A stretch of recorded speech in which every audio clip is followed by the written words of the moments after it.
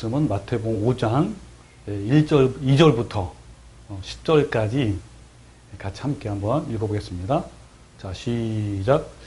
입을 열어 가르쳐 이르시되 심령이 가난한 자는 복이 있나니 천국이 그들의 것이며 애통하는 자는 복이 있나니 그들이 위로를 받을 것이며 온유한 자는 복이 있나니 그들이 땅을 기업으로 받을 것이며 의에 줄이고 목마른 자는 복이 있나니 그들이 배부를 것이며 긍휼히 여기는 자는 복이 있나니 그들이 긍휼히 여김을 받을 것이며 마음이 청결한 자는 복이 있나니 그들이 하나님을 볼 것이며 화평하게 하는 자는 복이 있나니 그들이 하나님이라 일컬음을 받을 것이며 의를 위하여 박해를 받는 자는 복이 있나니 천국이 그들의 것임이라.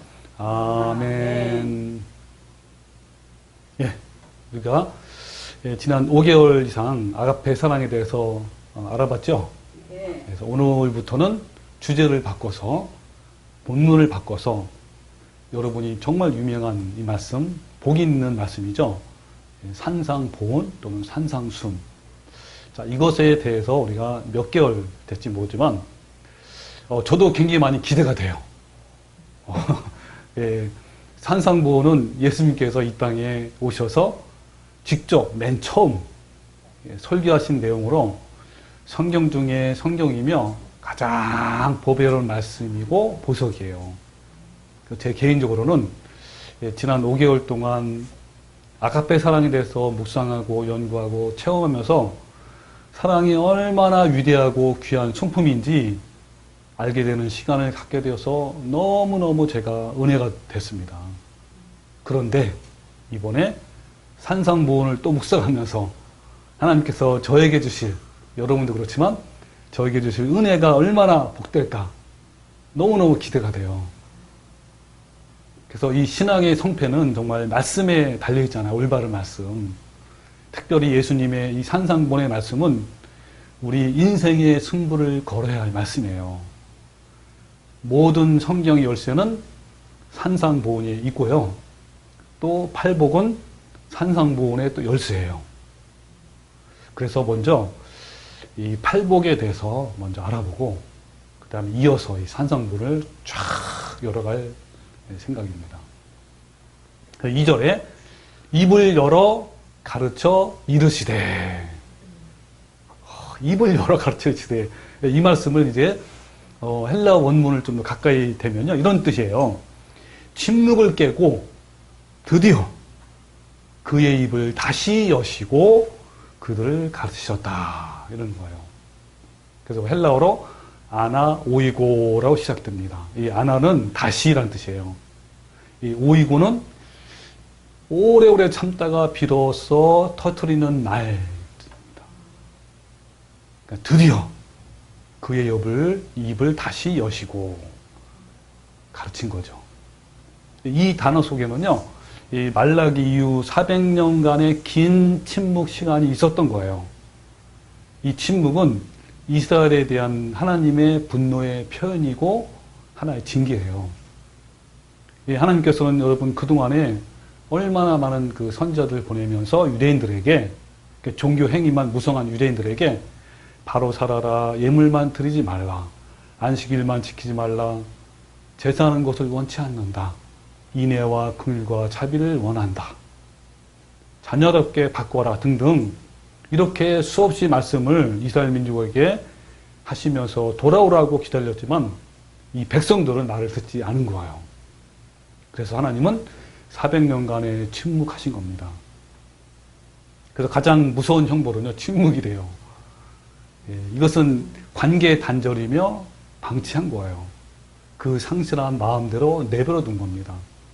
난 너와 상관없다. 네 마음대로 한번 해봐라. 이런 거예요. 차라리 매를 맞을 때 가장 행복한 것이라 합니다.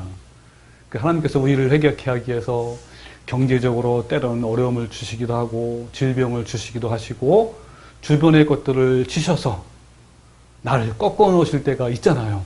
그때가 오히려 행복한 시간입니다.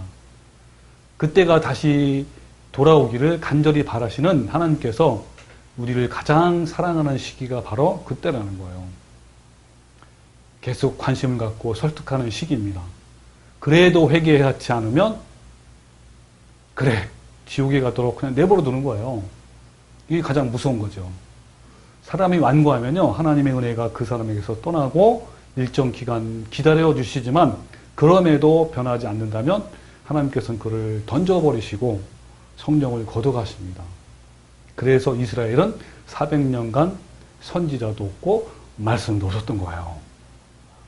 여러분 아모스 8장 11절에 이런 예언도 했습니다. 주 여호와의 말씀이라 보라 날이 이를지라 내가 기근을 땅에 보내는데 그 기근이 양식이 없어 주림도 아니고 물이 없어 가람도 아니다.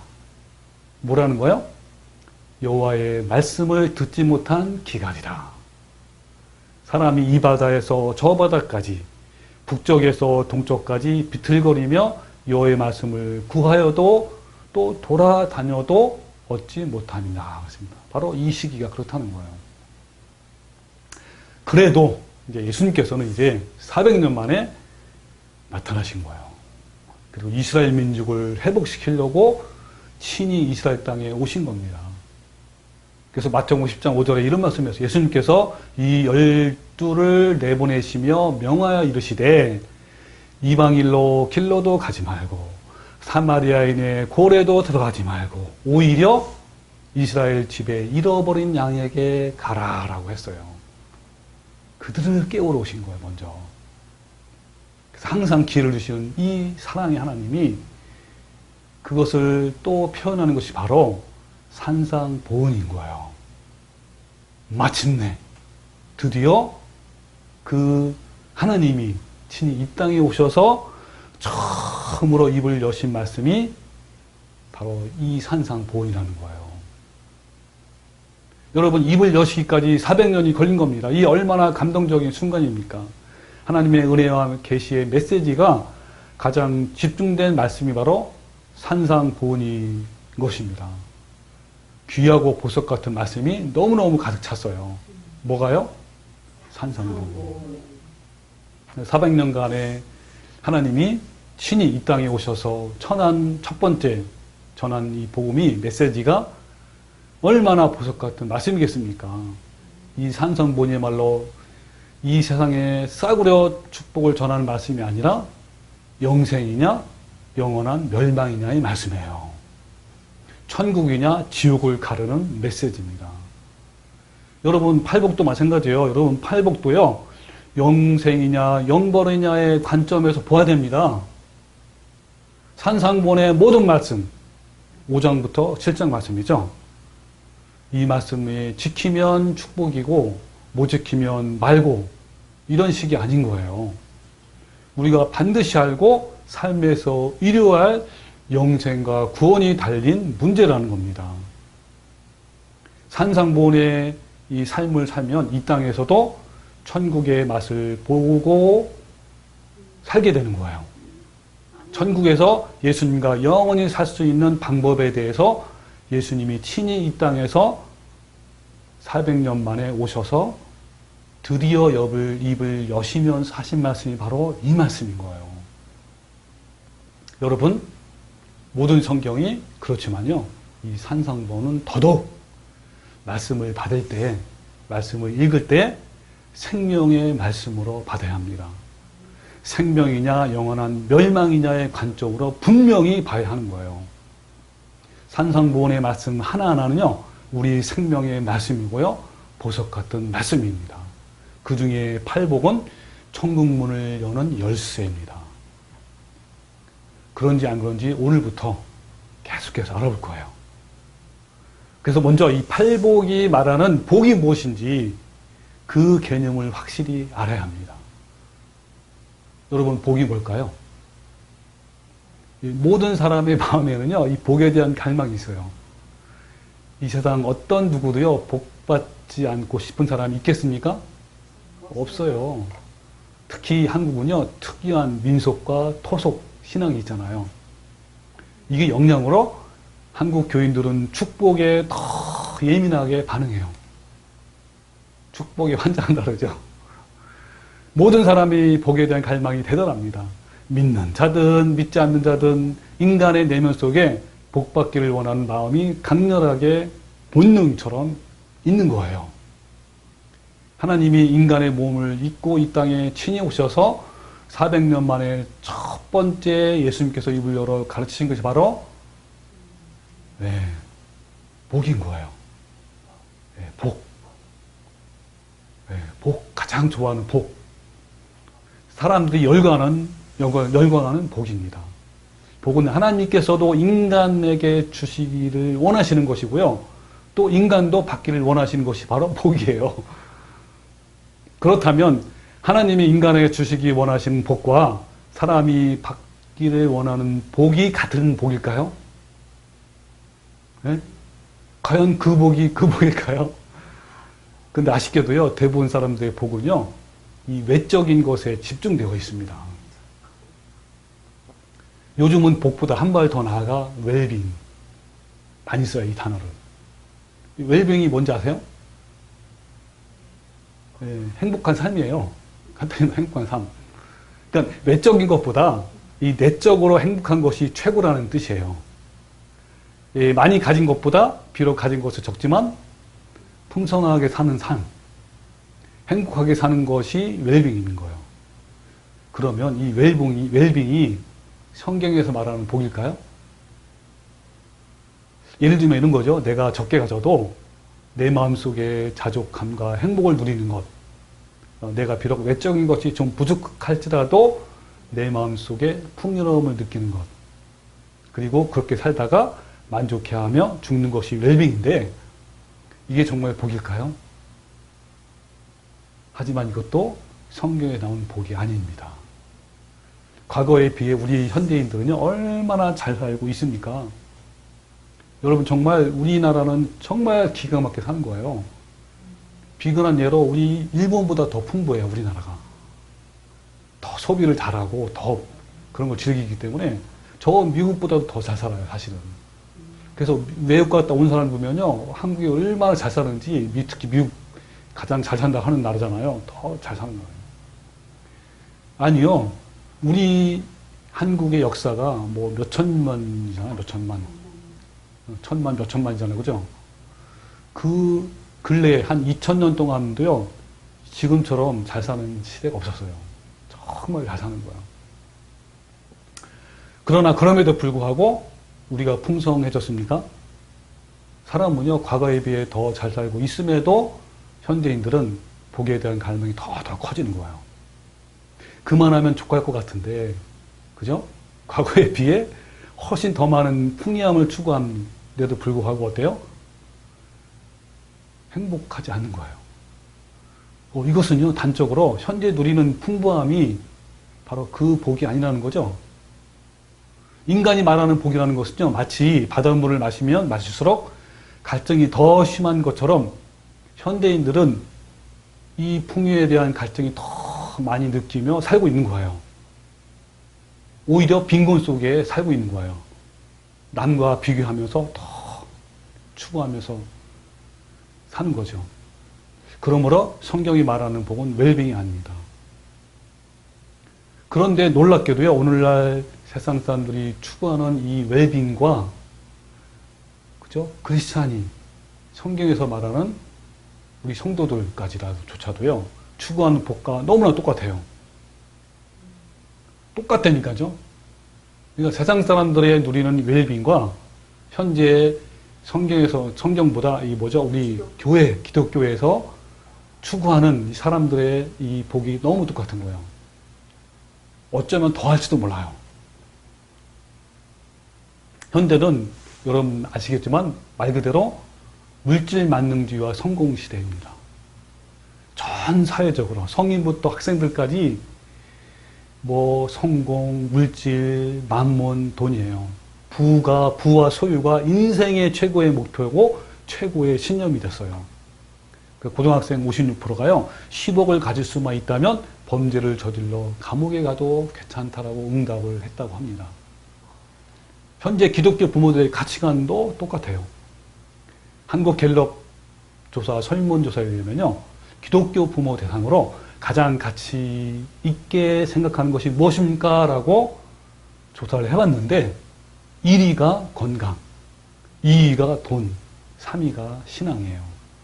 이거는요, 세상적 가치관과 똑같아요. 믿는 부모와 부모 역시 물질과 돈과 성공이 최고의 가치예요. 그것이요, 그대로 누구한테 흘러가요? 자녀한테 그대로 흘러가는데 어떤 형태로 올라갈까요? 오로지 공부, 또 공부해라, 또 공부해라. 공부해서 어떻게 하라고? 좋은 데 가라. 좋은 데 가서 뭐라고? 좋은 직장 가라. 이게요, 가장 최고의 믿는 부모가요. 그래가지고 애들을 공부로 보라고, 또 공부로 보라고, 그냥. 그래서 우리나라가요, 행복 지수가 가장 최하위예요. OECD 국가 중에. 전 세계에서 청소년 우울증이 가장 많습니다. 그리고 우리나라 자살률이 OECD 국가 중에 1위예요. 애들은요, 불행한 거예요. 전혀 행복하지 않아요. 그 중에 제일 행복하지 않은 사람 누군지 아세요? 전교 1등이에요. 1등, 2등, 3등. 그래서 원인이 뭘까? 조사해봤더니 80% 이상이 학업 성적 때문에 그렇다는 거예요. 이것은요, 부모의 지나친 기대와 간섭, 통제에 따른 스트레스가 원인인 거예요. 오직 공부해서 좋은 데 가라, 좋은 데 가라. 이것도 유치원부터 그런 거예요. 와. 그래서 좋은 대학과 좋은 직장을 최고의 복으로 알고 있는 거예요. 그러면 우리 아이들만 불행할까요? 그렇게 쪼는 부모를 어떨까요? 똑같이 불행한 거예요. 그래서 믿는 부모의 자녀 교육에 대한 가치관을 정리하면 이런 거예요. 참 신앙인으로 자라서 거룩한 삶을 사는 것보다 좋은 데 가는 걸 더 원해요. 하나님을 경외하는 삶보다 성적 올리는 걸 더 원하고요. 교회에 출석하고 또 성경 공부하는 것보다 시험 공부하는 게 더 원하는 거고요. 하나님의 일꾼이 되기보다는 세상의 성공과 좋은 직장 얻는 것이 더 원하는 거예요. 예수님의 성품을 닮아가는 것이 아니라 오직 제발 공부만 잘해다오 이거예요. 오직 성공과 물질이 최고의 복이 된 것입니다. 특히 다른 국가에 비해요. 한국의 교인들은 복 받는 것에 환장합니다. 예전에 기도원에 가보면요. 정말 가관이 아니에요. 기도원 입구에 써 있는 플랜카드 내용에서부터 시작을 해서 사람들이 바치는 수많은 헌금 봉투에 쓰여져 있는 기도 제목들. 와, 정말 기가 막혀요. 거의 대부분 기도의 제목은 기복적입니다. 물질의 복 그 자체예요. 여러분 잘 알 거예요. 종종 기독교 방송을 보면요. 목사님들이 방송에 출연하셔서 시청자들의 기도 제목을 받고 바로 중보 기도를 해주는 방송 프로그램이요. 옛날에는, 지금 모르겠어요. 옛날에는 다 있었어요. 하다못해 극동방송도 있었어요. 네. 나도 그래서 그런 기도를 많이 들어봤는데요. 거의 대다수, 절대 다수의 기도 제목이 뭔지 아세요? 집 잘 팔리게 해주세요. 우리 자녀 좋은 대학 들어가게 해주세요. 내 자녀 좋은 직장 취직하게 해주세요. 아들 군대 갔는데 좋은 데 배치하게 해주세요. 올해는 꼭 시집 장가가게 해주세요. 하나님 오늘은 좋은 배우자 만나게 해주세요. 내 아픈 질병을 고쳐주세요. 꼬여 있는 인간관계를 잘 풀어주세요. 하나님 부자 되게 해주세요. 만사 형통한 축복을 주세요. 이런 종류의 기도가 대부분이에요. 여러분, 이게 하나님께 말씀하신 팔복일까요? 근데 성도의 간구는 그렇다고 치더라도 오늘날 수많은 목사들의 입에서 나오는 설교는 어떤가요? 정말 형통할 줄 믿습니다. 기적이 일어날 줄 믿습니다. 축복을 받을 줄 믿습니다. 병이 나을 줄 믿습니다. 부자 될 줄 믿습니다. 자자손손 축복받을 줄 믿습니다. 이것이 오늘날 주를 이루는 설교예요. 이러한 것이 하나님이 원하시는 복일까요? 한국교회가 바른 것을 추구하는 것일까요? 올바른 설교를 하고 있는 것일까요? 여러분, 여기저기서 복에 또 복을 더 달라는 소리가 아우성입니다. 성경의 모든 말씀을요, 얼마나 정말 기가 막히게 축복으로 연결을 해서 만들어서 설교하는 거 보면 좀 기가 막혀요. 어떤 본문 말씀을 가지고 와도 그 결과는 축복이 연결돼요. 참 대단해요. 이것이 또한 교인 수를 늘리는 비결이기도 해요. 교회 강단에서 목사들이 성령 충만을 많이 외쳐요.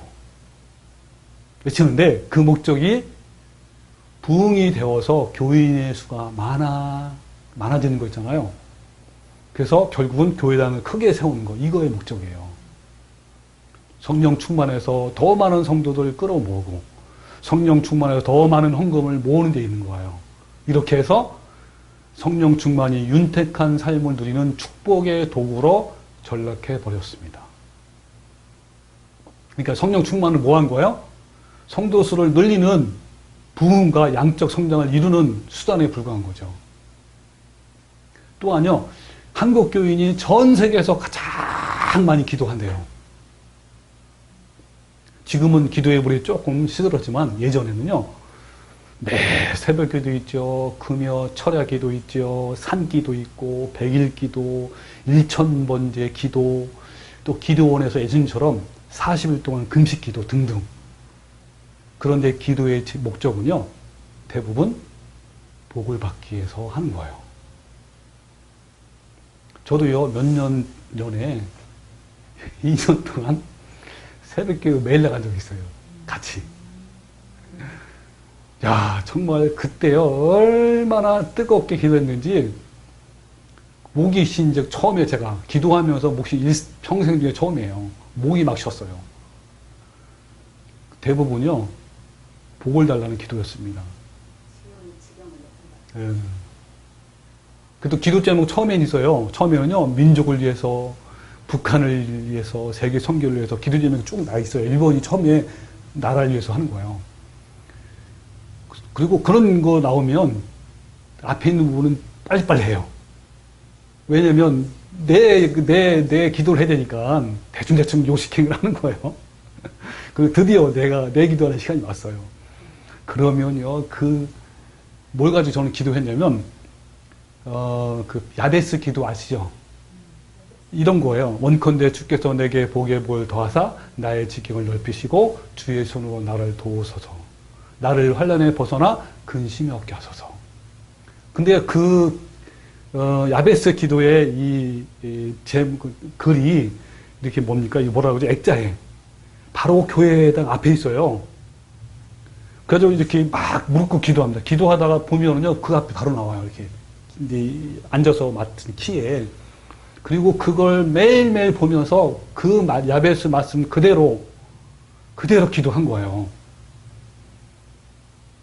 그래가지고, 어떻게 합니까? 복의 복을 더하사 막 하면서 나의 지경을 넓혀주시고, 이게 복의 복을 더하사 나의 지경을 넓혀달라는 그 말씀 있잖아요. 그 말씀을 적용하면서, 그리고 기도할 때는 구체적으로 해야 돼요. 아주 구체적으로. 그래서 내가, 지금 이런 상황에 있는데 이 지경을 더 넓혀주시고, 지금 강의 나가는데 강의를 더 넓혀주시고, 지금 서울만 하고 있고, 경기도만 하고 있는데 전국적으로 넓혀달라고 하고, 그리고, 뭐 이런 것들 있잖아요. 얼마나 많이 이렇게 기도를 하고 있는지 계속 기도하는 거예요. 꼬리를 물고. 그리고 가족을 위해서 또 현재 우리 뭐 또 하고 있는 거 있잖아요. 그런 걸 다 기도하는 거예요. 그러면요, 목이 쉬는 거예요, 목이. 근데 사실 이 야베스의 기도가요, 복을 구하는 기도가 아니에요. 나중에 한번 자세히 또 얘기를 할게요. 이 기도에 대해서. 그래서 여러분, 사람들이요, 복을 받기 위해서 철야하고 새벽 기도하고 금식하는 거예요. 복을 받기 위해서 전도하고요. 복을 받기 위해서 헌신하고, 복을 받기 위해서 찬양하고, 예배하고, 헌금하고, 교회 건축하는 거예요. 이 모든 것들의 목적이 복에 있는 것입니다. 오늘날 교회가 죄에 대해서, 심판에 대해서, 의를 이루는 것에 대해서 부패한 내 자가 십자가에 못 박혀서 예수님의 성품을 이루는 것에 대해서는 관심이나 있습니까? 우리의 목적이, 신앙의 목적이 하나님입니까? 아니면 세상의 복입니까? 이러한 한국 교회의 모습을 보면요, 정말 개탄스럽고요, 통탄스러워서. 과연 하나님인지 만문인지, 이 시대의 진정한 신이 만문인지 하나님이 아닌 거예요. 하나님은 설 자리 없어요. 어떤 목사님이 쓴 글의 제목이 있는데 이런 글이 있대요. 복받기 환장한 한국 교회 교인들아. 이런 제목이. 너무 이렇게 공감이 가요. 여러분, 목회자를 비롯해서요, 모든 성도들이요, 복의 혈안이 되었습니다. 병이 든 것은요, 복을 받지 못한 것이라고 해요. 사업이 망가지면 그 사람이 기도를 안 해서 그렇다고 하고요. 가난하면 헌신이 부족했다고 하고요. 형통치 못하면 회개하지 않아서 그렇다는 거예요. 모든 것을 돈으로 평가하고요. 건물의 크기로 평가하고 사회적 위치로 평가하는 현실이 교회에도 그대로 있어요. 여러분, 이 말은 제가 내 경험이 아니에요. 어떤 목사님 경험인데 목사들이 모임도 크게 다르지 않대요. 목사님들의 능력과 위치는 어떻게 평가합니까? 네, 그건 목사님이 담임하고 있는 건물의 사이즈로 평가하는 거예요. 얼마나 큰 교회를 담당한다는 거예요. 성도 수가 얼마가 되느냐? 송영차를 뭘 굴리느냐?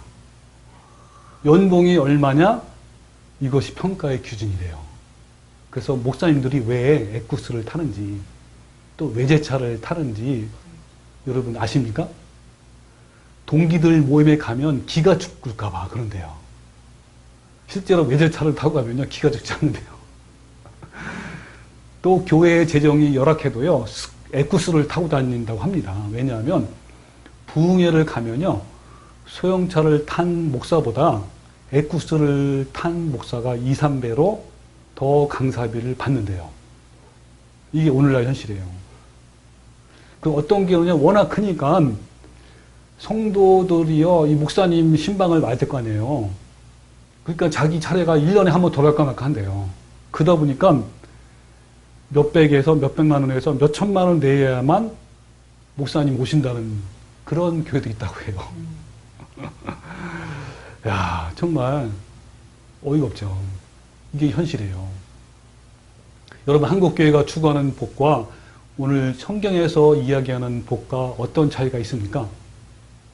너무나 크죠. 예수님은요, 심령이 가난해야 복이 있다고 한 거예요.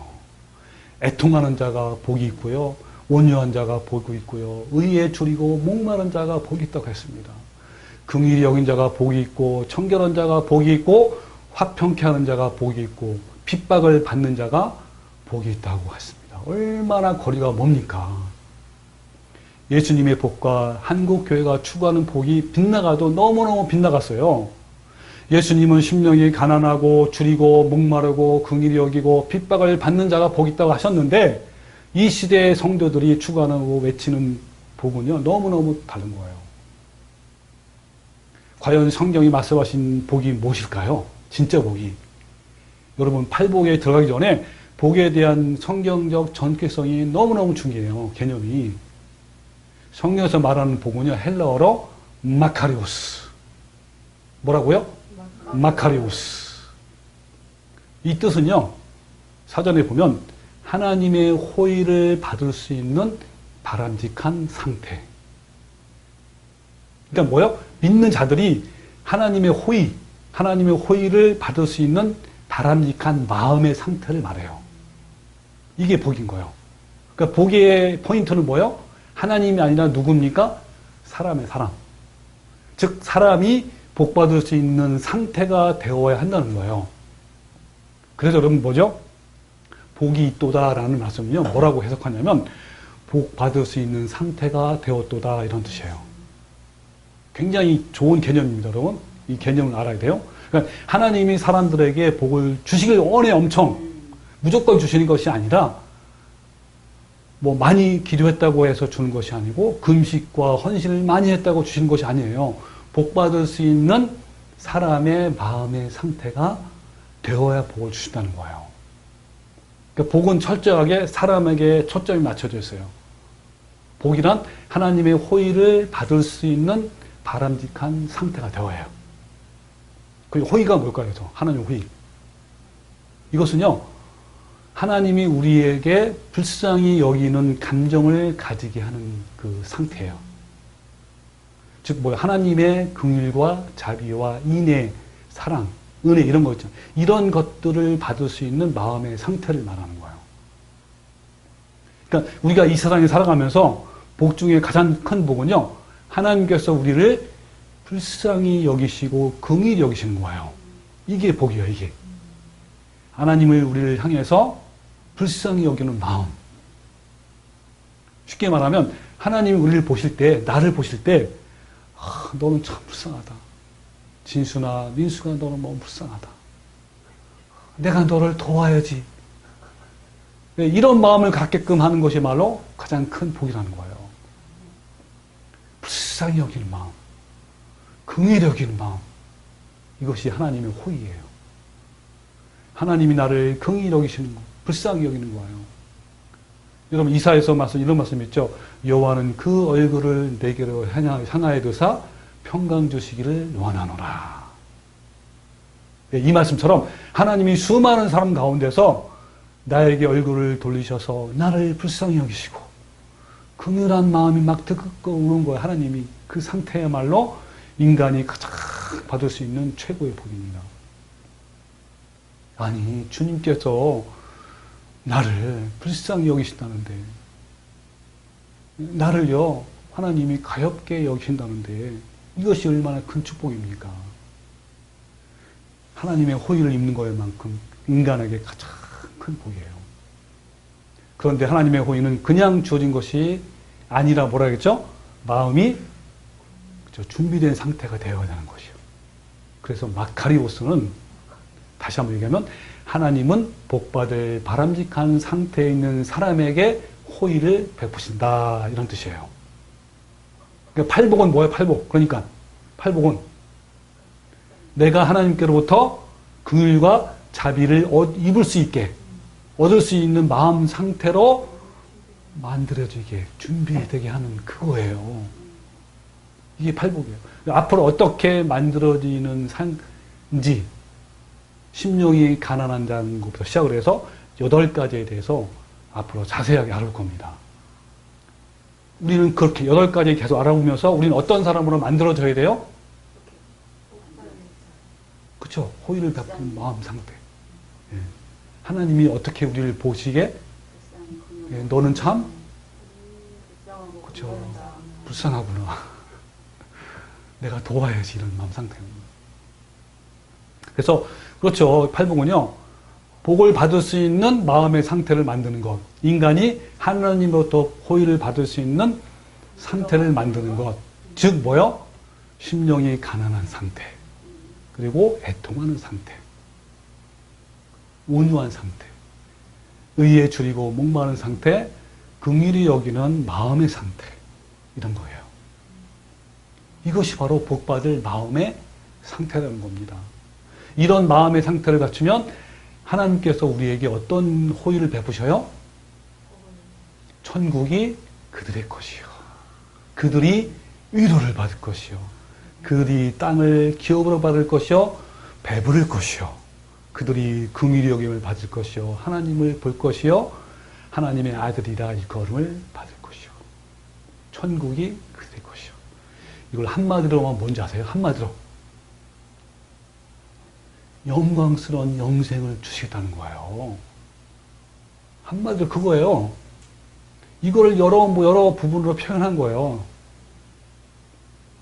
인간은요, 준비하고 하나님은 호의를 베푸시고 이것이 복이라는 단어입니다. 이 복의 핵심은 뭘까요? 준비된 상태. 복 받을 수 있는 사람. 이게 거예요. 그러므로 팔복은 바로 너가 이런 상태를 준비하라. 이거예요.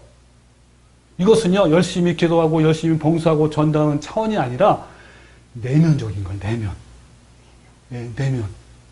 하나님이 주시고자 하는 복은요, 외적인 복이 아니라 내 속사람.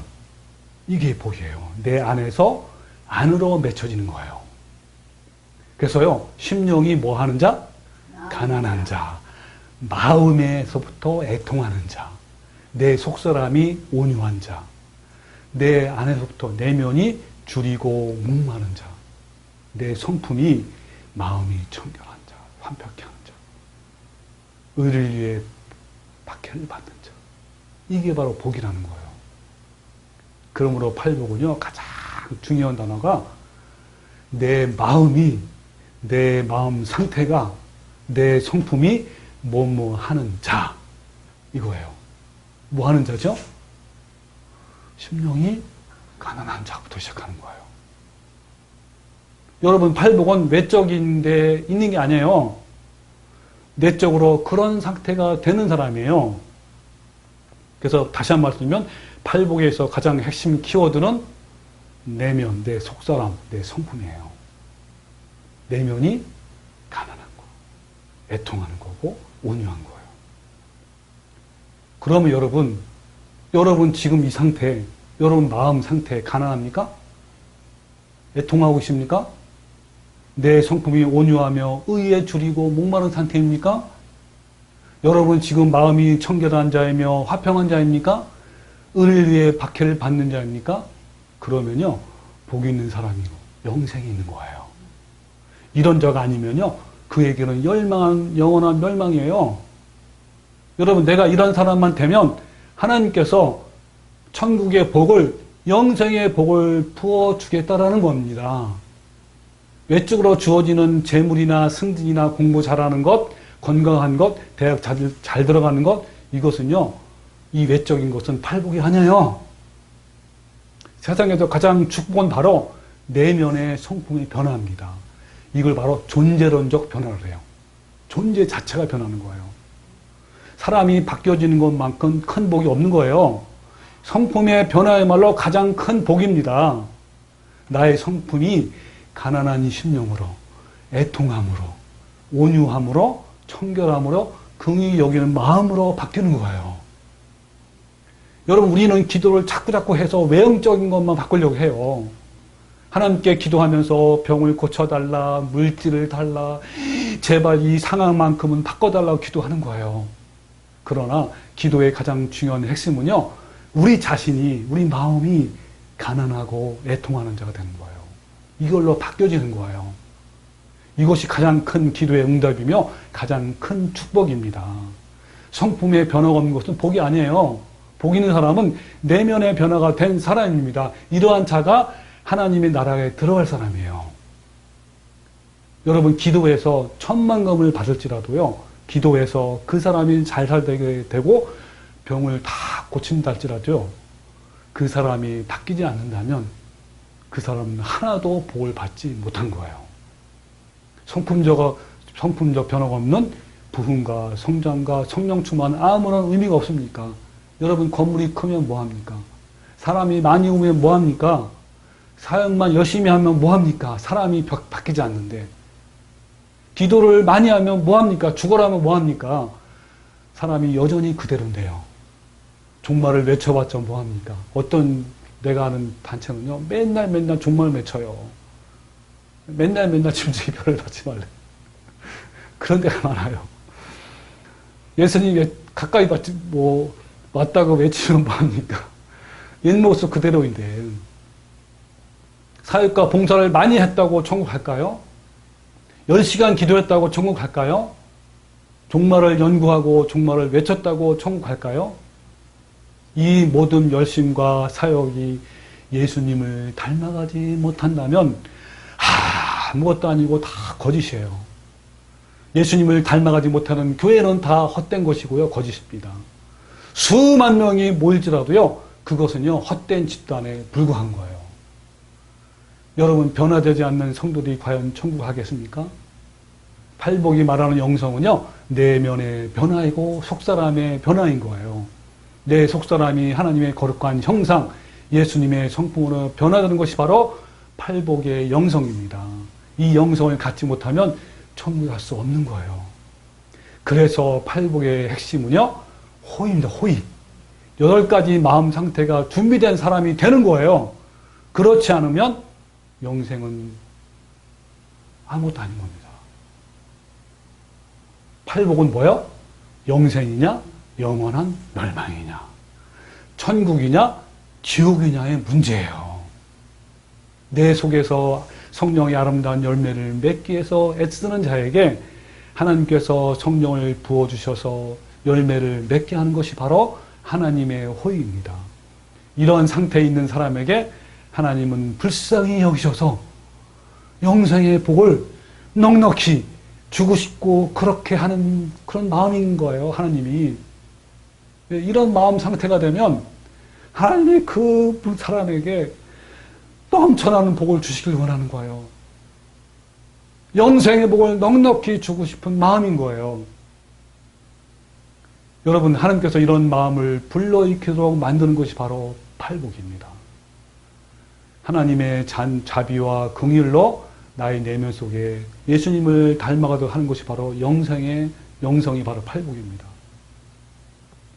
빌립보서 2장 5절에 너희 안에 이 마음을 품으라 곧 그리스도 예수의 마음이니 그는 근본 하나님의 본체시나 하나님과 동등됨을 취할 것을 여기지 아니하시고 오히려 자기를 비어 종의 형체를 가지사 사람과 같이 되셨고 사람의 모양으로 나타나사 자기를 낮추시고 죽기까지 복종하셨으니 곧 십자가에 죽으심이라. 예, 복받은 사람은요 많은 것을 가진 사람이 아닌 거예요. 예수님의 성품을 담기 위한 마음의 상태가 되는 거예요. 팔복은 doing이 아닙니다. doing, 영어로 doing. 뭔가 하는 것에 있지 않는 거예요. 바로 뭐예요? doing 반대가 being. being이 뭐죠? 존재. 존재. 존재가 변하는 거예요. 어떤 존재가 되는 거예요? 바로 심령이 가난한 자가 되는 거예요. 애통하는 자가 되는 거예요. 온유한 자가 되는 거예요. 여러분, 이제 어때요? 복에 대한 확실한 개념이 잡혔어요? 이제부터 여러분, 복에 대한 개념을 헷갈리면 안 돼요. 어떤 사람은요, 이 복받은 사람은 이런 게 아닌 거예요. 자신의 문제이잖아요. 얼마나 문제 많습니까? 우리 살다 보면 자신의 문제를 산더미같이 막 들고 와요. 들고 와서 하나님께 복을 받아서 그 모든 문제를 해결을 하려고 해요. 진짜 복은 이게 아니죠. 여러분, 더 이상 그 짐을 짐으로 여기지 않는 사람으로 바뀌는 것이 진짜 복이 있는 사람이에요. 그러니까 문제는 여전히 있어요. 여전히 있는데도 불구하고 뭐예요? 그 마음이 바뀌는 거예요. 뭐냐면 지옥 같은 감옥에 있지만 본인은 감옥에 있어. 그 감옥, 그 환경이죠. 그 감옥을 벗어나서가 아니라 더 이상 감옥을 감옥으로 여기지 않는 그 마음의 변화, 내면의 변화를 말하는 거예요. 여전히 그는 어디에 있는 거예요? 감옥에 있는 거예요. 자, 또 가난을 해결해서가 아니라 더 이상 가난한 것이 불편하지 않고 오히려 그 가난한 것이 더 행복할 수 있는 그 마음, 그 상태, 이게 진짜가요. 진짜 복이라는 거예요. 또 병을 고쳐서가 아니야. 병은 여전히 내에 있어. 병 고쳐서가 아니라 오히려 병주심을 감수할 수 있는 마음. 자, 문제가 바뀐 것이 아니에요. 문제를 보는 내 시각이 바뀌는 거. 그런 사람들. 그것이 바로 예수님이 400년 만에 오셔서 말씀하신 귀중한 팔복이에요. 이게 핵심인 거예요. 여러분, 이 시대에 교인들이 하나님의 복에 대해서 얼마나 왜곡되어져 있는지 여러분 이제 아실 거예요. 이 복은요, 인간의 외형적인 변화가 아니라 인간의 내면적인 존재가 변화되는 것이라고 여러분 분명히 아셨죠? 여러분, 존재의 변화, 이 자아의 변화, 이것을 경험하지 못한 사람은 복받은 사람이 아닙니다. 비록 외형적으로 많이 가지고 있다 할지라도 예수님으로 성품으로 변화되지 않는 사람은 결코 축복받은 사람이 아닌 거예요. 오히려 저주받은 사람에 가까웁니다. 여러분, 우리 모두 이 외적인 복이 아니라 이 존재론적인 이 내면의 복을 충만히 받는 성도가 되시기를 주님의 이름으로 축원합니다. 아멘.